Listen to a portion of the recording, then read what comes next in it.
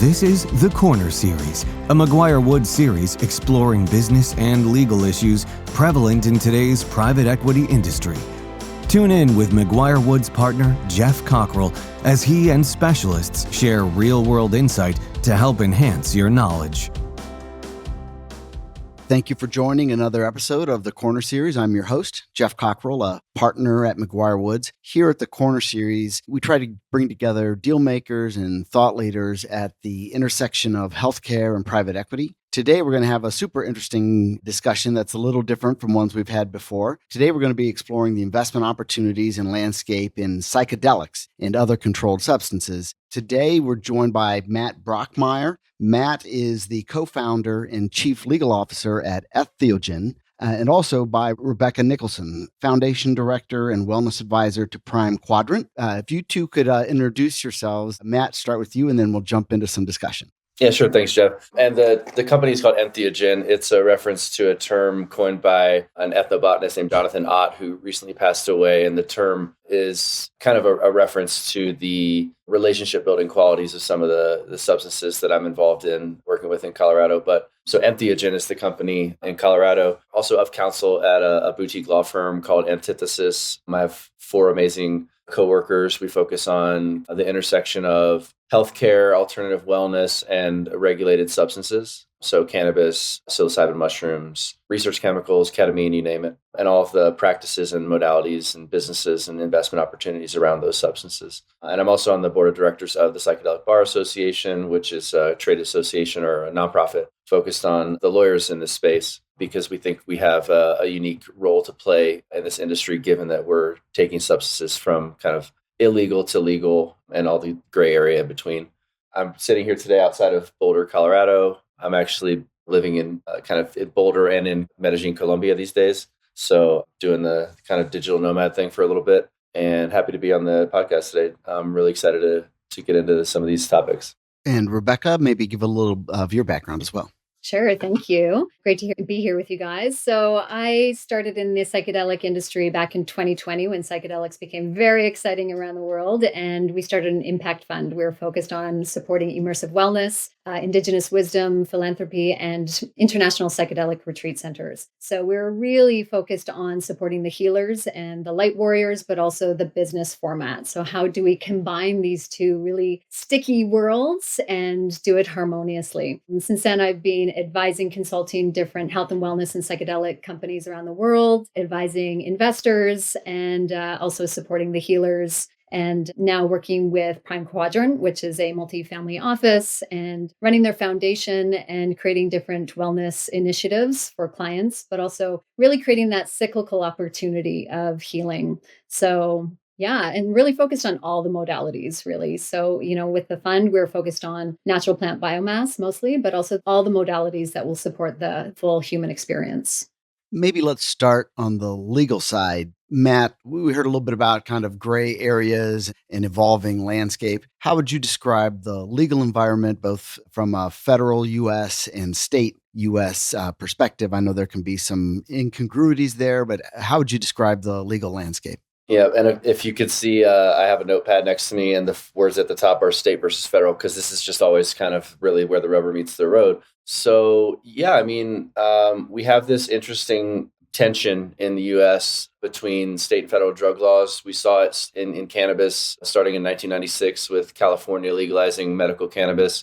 They were kind of an outlier for 2 decades, but then along came Colorado, Washington, and Oregon, and around 2014 started legalizing cannabis in those jurisdictions for adult use, and then for medical and then recreational or adult use. And if you had asked a first-year law student in constitutional law class, like I was in the back row, if that was possible, they would say no, because there's this supremacy clause and you can't have a conflict between state and federal law. And when there is one, the federal government trumps state, and that's not how it's playing out. Fortunately, for millions of people that now have access to legal cannabis in 40 states, I think something like 80% of U.S. adults have access to legal cannabis within driving distance of their home. So, and the reason is the multifaceted, I guess. One is a kind of dysfunctional patent system with some perverse incentives or misaligned incentives. And then the politics of the war on drugs and an intransigent and pretty dysfunctional these days Congress, for this we're recording this podcast during a government shutdown again. Just a reminder that doesn't happen in other functioning countries. They fund their governments. And so, yeah, I mean,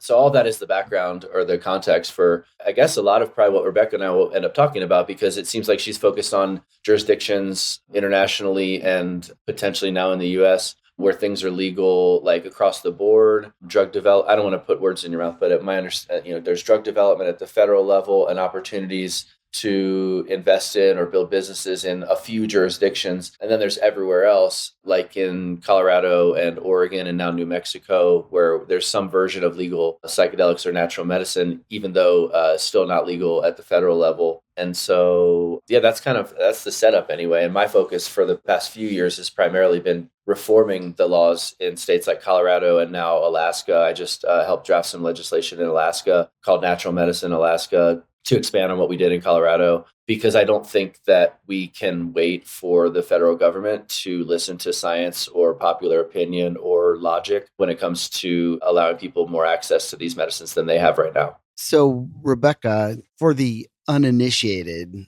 from an investor perspective, how would you segment this market? Because there's different ways to think about it, but how would you slice and dice it? Yeah, well, it's interesting, when we bring up cannabis versus psychedelics as well. And I started talking about this back in 2020, was cannabis became such a big pump and dump, like it was for the cowboys, like get in, get out, fast, fast, fast. Canada became, I'm up in Canada, by the way, I'm in Toronto, but Canada became the laughing stock of the world because now we have a cannabis store on every single street corner and they're open for 2 weeks and then they get closed down. So I used to joke that cannabis was like the one night stand, right? And psychedelics is the long-term relationship. We're going to fight for the marriage at the end of this. We're going to consciously uncouple. We're going to get back together. We're going to have a couple kids. We're going to make it work. It's like, this is family. It's a very, very different market. And, cannabis was really focused on the recreational use and psychedelics is really focused on the mental health. So this is why I think we know, and especially, I'm not in the States, but from what I hear with RFK, he's really pushing as well for hopefully eventually moving forward with psychedelic assisted therapy, because this is really around safe use,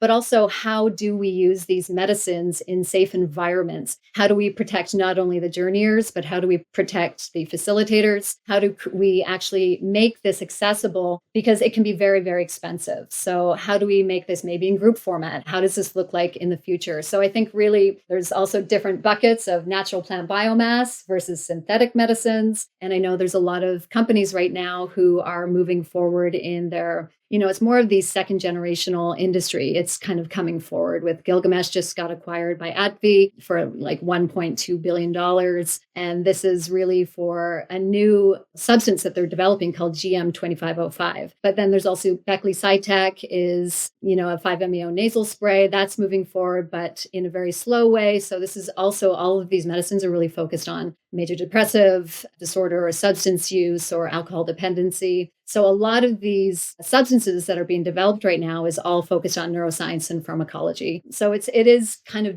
different markets of what we're looking at. But, in the bigger picture, when I think about, I'm going back to a little bit of the woo side, natural plant biomass was gifted to us by Mother Earth. And for me, when I think about that is I can't attach ROI to something that the earth grows naturally, that our indigenous teachers have been using forever. So it's really about focusing on what this could be, how to support people in the right way, and really, really combat a lot of the seriousness of the suffering that's happening around the world right now. And Matt, against kind of that backdrop and segmenting different aspects of the industry, where is the investment occurring now? Well, just now, it's in Colorado and Oregon, because those are the first two states with a regulated model at the state level. You're going to see New Mexico soon. They just passed a law via the legislature as opposed to a ballot initiative, which is how most of these laws have gotten passed in the recent past, have passed these laws in the past. And you saw that same kind of trend in cannabis. The first few states to legalize cannabis were via ballot initiative. And then you saw Illinois come in, and they were the first state to legalize via a legislature. And so what we're seeing again, and not to like cannabis is one plant with a bunch of 70 compounds, and it is a medicine. that unfortunately in the US, because we're ripping the Band-Aid off from the war on drugs, we kind of treated it like candy and really lost the reverence that I think we should have had for that plant as medicine. And we have another opportunity to try again with psychedelics, starting with psilocybin, to take them a little bit more seriously. And as Rebecca alluded to, kind of like leverage the power of these substances and the practices around them to treat mental health conditions as opposed to just recreational. Now, there's nothing wrong with feeling good. I think we're a very parochial society and that feeling pleasure is shamed. And I don't know that that's very healthy. But regardless where we are as a culture, I think right now the conversation around psychedelics for mental health is really a way for us to have that conversation with people who would otherwise be very skeptical of, controlled substances or all of a sudden medicine now. Well, they were always medicine. It's just that the war on drugs is a war on people and the human rights issue of our time. And we just keep doubling down on these policy failures begun. I mean, the Nixon administration gets a lot of the blame, but we've had bad drug policy in this country since we were a country. And so the investment opportunities are now beginning to appear at the state level, in addition to companies like, the acquisition of Gilgamesh, huge deal because we haven't really seen an acquisition of that size yet, or with those names attached, with the reputations of those companies. Beckley obviously has a unique reputation in this space because of the variety of projects that they're involved in and the work that they do and their association with Amanda Fielding. But there have not been very many investment opportunities up until this point because you basically had to look outside of the US unless you were looking at drug development. And drug development is highly speculative, very resource intensive, very capital intensive. I wrote a law review article in 2008 or something. And I think back then, the average cost of developing a successful drug was $14 billion. And that doesn't include all of the money that goes into drugs that just go nowhere. And so that's why you're seeing a lot of these big pharma companies pivot to, they're more marketing companies that acquire innovative, smaller companies, as opposed to having huge research and development budgets. Also, they've been kind of absent in the mental health space for a very long time, even though we've known that a lot of these medicines are really good for our brains in a number of different ways because they didn't really fit their business model, which is why I gravitated myself anyway towards the kind of state regulated model, because we're not trying to patent anything and gatekeep anything around nature. What we're trying to do is create a system for adults to access these things safely, but also accessible to people at a lower price point than something that's going to have to come from a pharmaceutical company that comes through your employer-sponsored health insurance. That means you have to have a W-2 job. And it's just a little bit, to me anyway, more of the same. And so I'm really excited about what we're doing in places like Colorado and hopefully Alaska next, New Mexico, Oregon, maybe even New York. They just had a hearing, the New York State legislature. So investment opportunities are starting to appear at the state level in ways that they haven't before. And that's what I'm excited about. And Rebecca, you mentioned that you worked with a family office. In my experience on the investor side, whether that is like equity investors or people looking to kind of provide debt capital for some of these businesses, that it's required kind of specialized investors. So private equity funds that might have more kind of headline risk or other discomfort with maybe kind of limits on access to the banking system. It's been kind of a unique cadre of investors that have invested in this arena at all. To what extent is that true, or is the investor community kind of more mainstreaming with interest going to more traditional types of investors rather than these specialized ones?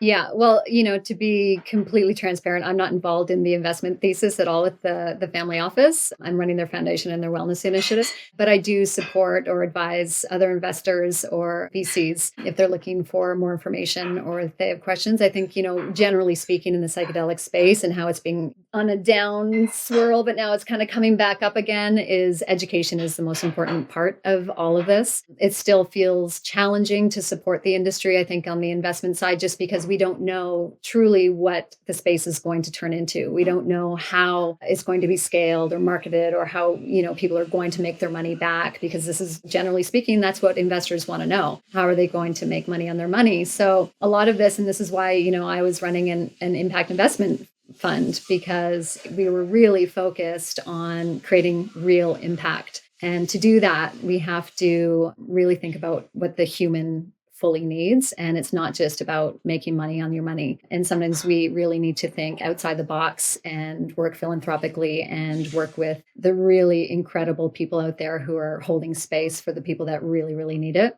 So it's a bit of, a lot of different worlds kind of swirling around right now, trying to figure out what the future looks like in the psychedelic space. But I think at this point, hopefully, knock on wood, what happened in the 70s isn't going to happen again. I hate to say that out loud because I don't want to jinx it. But I think generally speaking, we're all feeling pretty good that this is going to continue to slowly move forward, even with Lycos and MDMA, which didn't pass in the FDA. I think this will just take another 2 to 3 years, maybe a little bit more, for them to hopefully get MDMA passed properly for PTSD and all of these other treatments for serious treatment-resistant anxiety, depression, or alcohol dependency, or eating disorders, or extreme trauma. There is ways out for people. People are experiencing, people are being witnessed, people are being witnessed and witnessing, and it's an incredible opportunity right now. Is the reaction to these substances by the, for lack of a better word, kind of traditional medical community, is that softening, or is there still resistance, or what is the environment at that intersection? Yeah, when I think about my parents, they're not ready yet. But I think if we have more research, more clinical trials, and more data, and more education, and more personal stories in the world, I think that will continue to push the envelope, and people will become more and more open to trying these different modalities of healing. I think the more that the people have positive experiences versus recreational experiences in unsafe situations, then sharing those personal stories will continue to snowball and continue to support the entire infrastructure of the healing space. It sounds like there's a sense that we're at an inflection point, and that inflection point could break one direction or the other, with not a lot of certainty as to which direction that will break. What would, in your mind, be the catalyst for it breaking in favor of greater access, acceptance, utilization of these substances?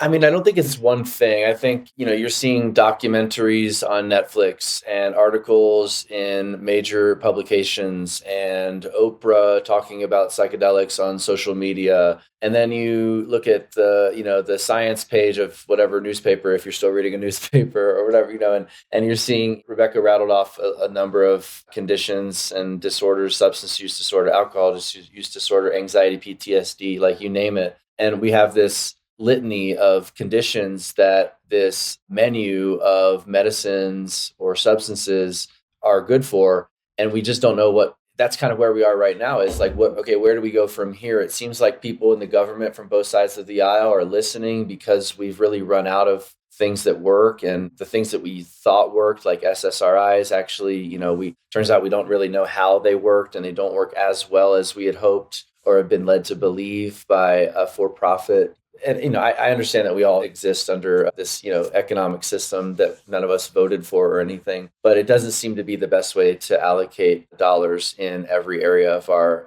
economy. And healthcare is one of them, because elasticity of demand for staying alive is a lot different than just like buying a new car. And so, but yeah, I think we're at this point where we have to figure out, why do some of these medicines work for some people and not for others? Or why do they work better for some people? Or why does this one work for this person and that one work for the other? And RFK just made a statement the other day. It was in his response to the really unfortunate passing of Dr. Nolan Williams, who is a really prolific, prominent researcher and physician in the mental health space, big advocate for transcranial magnetic stimulation. And it was about targeted treatments for these therapies, because we have to so now that we know that we have this like range of new treatments that are new to Western medicine, we really have to figure out how to use them. And I think that's where we are now, is opening up research so we can figure out what works, so that we can get these in people's hands, so that we can get these into people's lives. And I don't particularly care whether that's via a drug developer patenting a novel chemical that's developed because it's similar to something that grows in nature, and then that's provided via a doctor's prescription and paid for by an insurance company, or if it's somebody that takes ayahuasca in ceremony in the jungle of Colombia, or in a ceremony that's now legal for personal use in Colorado. As long as people have multiple points of access to medicines that work and make people feel better, then we're helping to change the world one person at a time. And that's what draws me to this space. And I imagine Rebecca too, and most of the people that I get the chance to work with.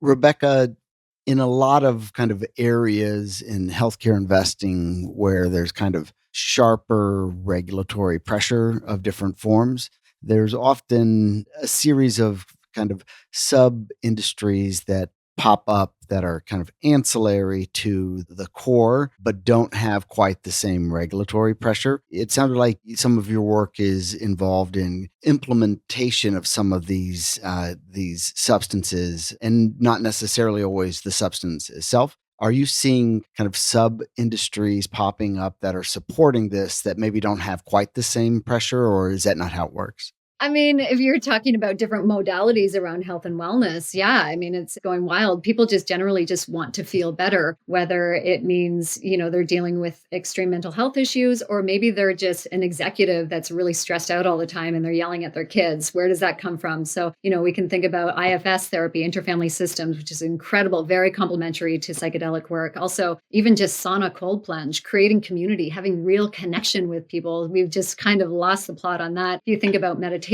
spirituality, mindfulness, nature immersion, even just moving your body. You're feeling anxious. That's pent up energy a lot of the time in your body. Get outside, move your body, go for a half-hour walk. So there's all of these incredible modalities that can really support the full, mind, body, spirit of the human. And all of these things is really what I'm focused on, is creating more accessibility and being that bridge to people that are curious. Why do I feel like I have this rock in my heart? Okay, so let's try and move that energy out and open up that new space for you, whether maybe it's some type of psychedelic work somewhere, or maybe it's just sauna cold plunge and going deep into meditation and breathing into that place to really kind of move energy out. But, a great article came out recently in the Canadian Globe and Mail, and, it was called The Business Trip, and all about the execs are not all right. And there's an increasing number of them. They're turning to psychedelic treatments all around the world to help them cope with the chaos. But I also feel, really, and, speaking, Matt mentioned Amanda Fielding, I did retreat with Amanda Fielding a few years ago. And it was like, I'm literally journeying beside this woman. At that point, she was 79 and she was known as the queen of psychedelics. And I was literally like, there's my mentor. I'm here with her, and it was just an incredible opportunity to spread wisdom from the older generation. And the wisdom keepers is hugely missing out right now. Like the younger generations are not getting the wisdom passed down through the different generations. And really from Amanda, it really should be a basic human right to be able to explore your consciousness. So if you're not going into this work to heal deep trauma, which maybe that might come up, but maybe you could have the right to explore what's actually happening here, and maybe really opening up and maybe having that transformational experience. We could talk for quite a bit. I feel like we've just scratched a little tiny bit of the surface, but we're running up against our time limits. This has been super interesting. I got to say, you all have a little different vocabulary than I'm accustomed to, but it's super interesting to kind of see how the intersection of kind of finance and kind of these new modalities of treatment are coming in contact with each other. And I can definitely see kind of the investor community looking for kind of on-ramps into that, even if there are aspects of it that they have some discomfort with. And so from where I sit, that kind of intersection is going to continue to expand. Well, what comes from discomfort, Geoff, is growth. Okay? Growth. There you go. Right. This is good for everyone. Right. Let's have the conversation. I grew already today. I'm this really is fantastic. And we're growing mushrooms in Colorado under a license from the state of Colorado, changing the paradigm, vertically integrated. The word of the day is growth. That's right. This has been a ton of fun. I really appreciate you guys spending a little time with me. Thank you so much, Geoff. Thanks, Matt. Thanks, Geoff. Thank you for joining us on this installment of the Corner Series. To learn more about today's discussion, please email host Geoff Cockrell at gcockrell@McGuireWoods.com. We look forward to hearing from you. This series was recorded and is being made available by McGuireWoods for informational purposes only. By accessing this series, you acknowledge that McGuireWoods makes no warranty, guarantee, or representation as to the accuracy or sufficiency of the information featured in this installment. The views, information, or opinions expressed are solely those of the individuals involved and do not necessarily reflect those of McGuireWoods. This series should not be used as a substitute for competent legal advice from a licensed professional attorney in your state and should not be construed as an offer to make or consider any investment or course of action.